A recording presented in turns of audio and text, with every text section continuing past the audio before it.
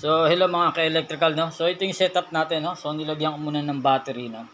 So, para mapamilyar lang tayo, yung LBD natin ay nagka-cut off ito kapag umabot sa 12.2, no? Kaya kung yung battery mo ay luma, ay kailangan mo munang i-charge para hindi mag-disconnect yung relay o para umandar si inverter, no? So, kasi si inverter, ito yung nagbibigay ng supply para sa inverter natin. Once na low bat yung battery mo, so pumalo ng 12.6, 12.2, no? 12.2 ang cutoff nito. Ibig sabihin nun ay 60% na lang yung battery natin. Kasi sa DOD ng lead acid is 50% lang kailangan. So ito, sinet ko ng 12.2. So almost 60% lang yun, no? 60% lang ang in-adjust ko dun sa battery natin na lead acid, no? So kaya 12.2 mag-cut off to, mawawala yung ilaw sa LED, then mawawala yung supply ng relay, then mag-open yung mismong contact nito para mamatay si inverter. Okay. So unang andar natin, no, paandarin muna natin, no, power natin yung battery para makita natin. Okay. So ito yung voltage niya, no, 12.7 o 12.6 sa SCC. Then dito sa LBD natin is 12.5, no. Ito yung sa battery actual, no.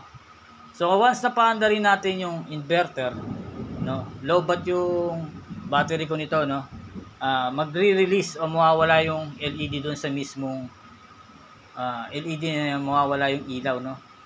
Okay. Then mag-o-open to dahil nga mawawala yung supply nito dahil siya si LBD ang nagbibigay ng supply dito para mag-close. Mag-o-open to kapag nawala yung LED. Then mamamatay si inverter, okay? So yun yung purpose ng LBD natin. So, hindi na papaandarin yung inverter kapag low bat na yung battery nyo. Okay? So, kung bago yan, okay, may charge pa yan, aandar pa yan. So, try natin paandarin yung inverter, no? Sa inverter pa lang, magkakatop na to kasi mababa na yung float voltage mo dito, no? So, try natin, no? Mawawala yung LED dyan. Ayan, umandar yung inverter ko, then nag 12.2. So, nag-cut off siya, no? Okay. So, yun yung cut off natin, 12.2. So, in the future, kayo na bahala kung gusto nyo i-adjust, no? Isagad ng 12.1. Walang problema sa akin yun. So, ang default nyan is 12.2 sa akin. Then, ang reconnect nyan is ito, no? Right side, 1.3.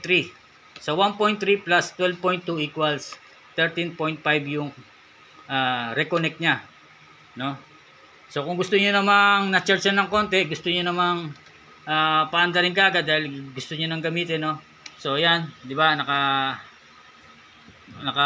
Nakapatay yung LED. So kung gusto niyo paandarin uli, reset niyo lang 'to, no? Then power niyo uli. So magre-reset uli 'yon, no? Pero mamamatay uli dahil lobat ng battery ko. Okay. So 'yun mga ka-electrical, no? So yung SCC natin, ayan. Wala kayong gagalawin diyan kundi ito lang breaker, no?